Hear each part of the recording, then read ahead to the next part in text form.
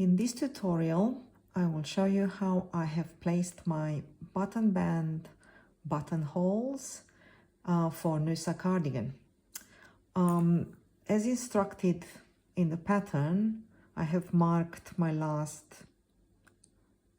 increase for the fronts here, and then I placed a marker on the cord of my knitting needle to show me where the top of my top buttonhole will be. We will have 3 stitches between these markers. So this is the top one. 1, 2, 3. I'm going to put a marker here. So our top buttonhole will be just here.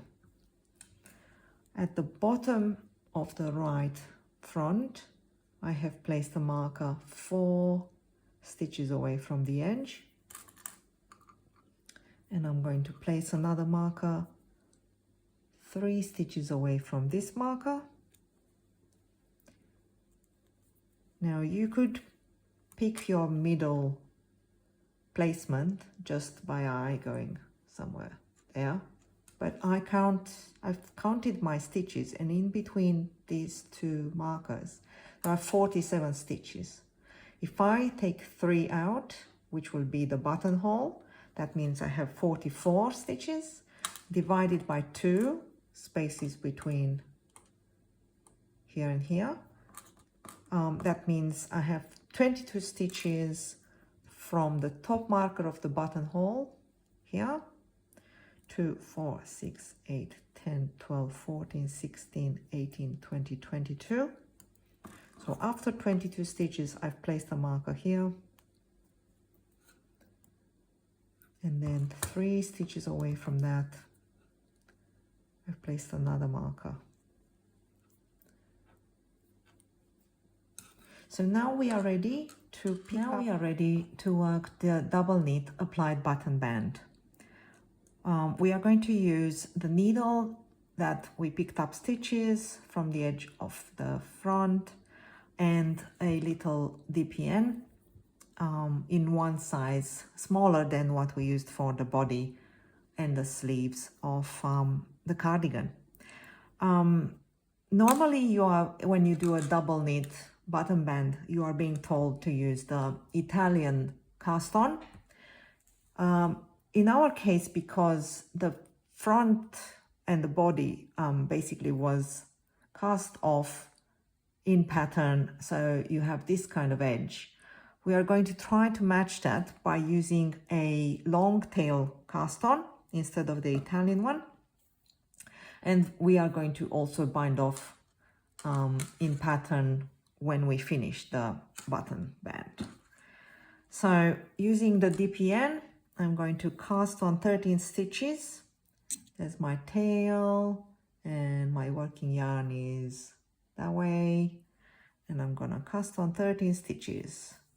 2, 3, 4, 5, 6, 7, 8, 9, 10, 11, 12, 13. Okay, so we have 13. So see, this edge looks a little bit like the one we have on the body of the cardigan. So I think that's what we need. Now I'm going to pick up the needle, the other needle, and that's going to be my left needle. I'm going to place my last stitch that I've just cast on onto the left needle without working it, and I'm going to knit 2 together through the back loop. So the last stitch of the cast on with the first stitch that was picked up, and I'm going to knit them. So that's, oh, excuse the shaking, I just hit the camera. And now we're going to turn our work around. So now we're on the wrong side, and we're going to get into the slip 1 with yarn in front, knit 1 routine. So slip 1, knit 1, slip 1, knit 1, slip 1, knit 1, slip, knit, slip, knit, and now we're on the last stitch. Now normally when you have done, if you've done this before in a double knit band, the last stitch is supposed to be slipped with yarn in front, but the same result can be obtained by purling this stitch. Then we turn our work, and instead of knitting the first stitch, which is what you should do if you have just slipped your last stitch on the previous row, you're going to slip this one. So we're going to slip with yarn behind, slip the second one with yarn in front, and go on in the slip, knit, slip, knit, slip, knit, slip, knit,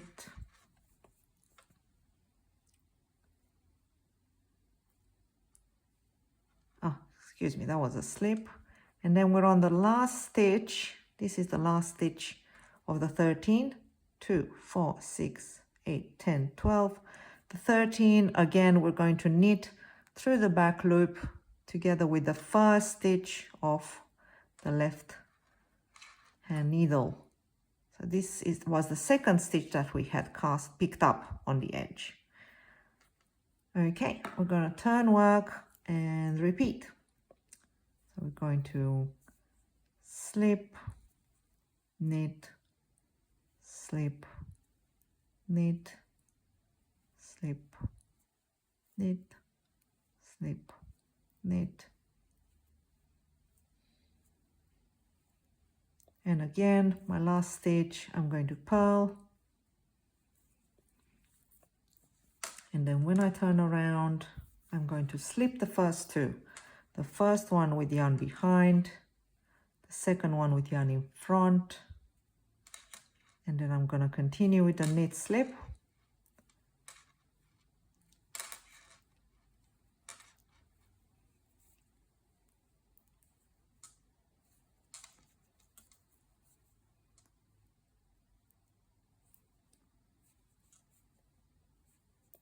And I'm on my last stitch, so I'm going to knit two together through the back loop. So I think it looks quite good. It sort of continues in the same, almost the same as the bind off.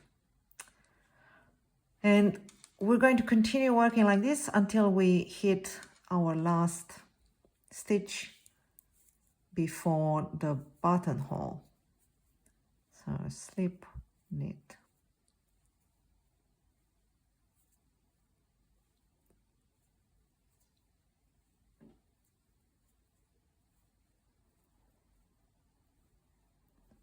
Knit, purl,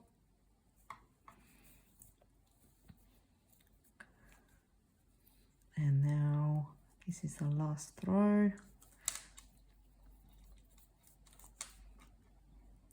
Slip, slip, and then knit, slip, knit, knit, slip, knit, slip, knit, slip, and knit two together.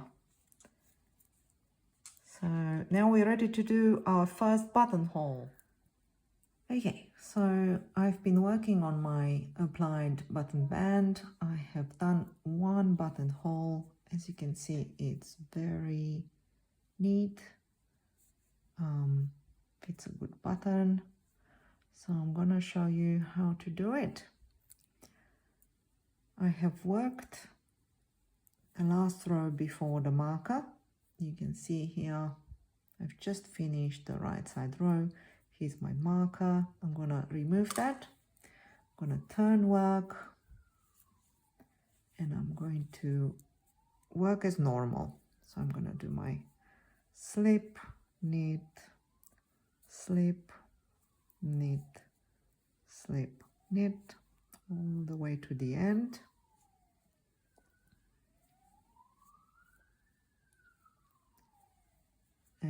I'm going to do the last stitch, which is a pearl, and I'm going to turn work. Okay, so now we're going to do 4 rows where we're only working the first 7 stitches. So in the same fashion, slip with yarn behind, slip with yarn in front, that's 2 stitches, 3, 4, 5, 6, 7. Now we're going to turn work and work just like before. Slip, knit, slip, knit, slip, knit, purl, and then I'm gonna do that again. So slip, slip, knit, slip, knit, slip, knit. So that was 7 stitches. Turn around, do the 7 stitches, starting with slip, knit, slip, knit, slip, knit, purl. Great. So we've worked these 7 stitches and we can see the hole starting to form here. Now we're going to work like before, slip, slip, then knit, slip, knit, slip, knit, and we're going to do a yarn over. Yeah, so we're just putting the yarn over the needle. Then we continue, we're gonna slip, knit, across. Here's the last stitch, the one we knit together with the first stitch of the picked up ones. Now we turn work. We're going to slip, knit, slip, knit, slip. And here's the stitch and here's the yarn over. We're going to slip, slip, as if you're doing the slip, slip, knit, decrease, and you knit them, and then we're just going to pick up this, see this strand, we're just going to pick it up and create that yarn over and turn work.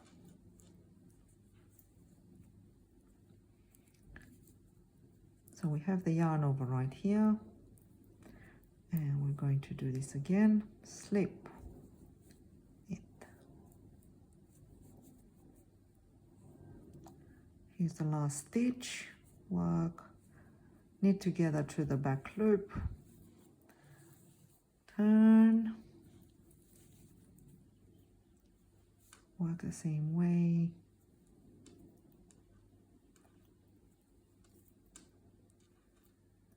here they are. So slip this one knitwise, slip this one knitwise, and then we're gonna knit them together, and we're gonna add another yarn over. Okay, so now we're gonna turn, and we're going to go all the way to the marker.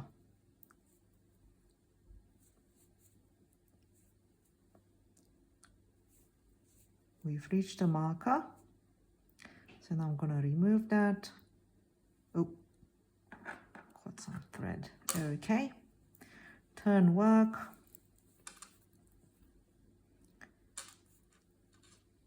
slip, knit,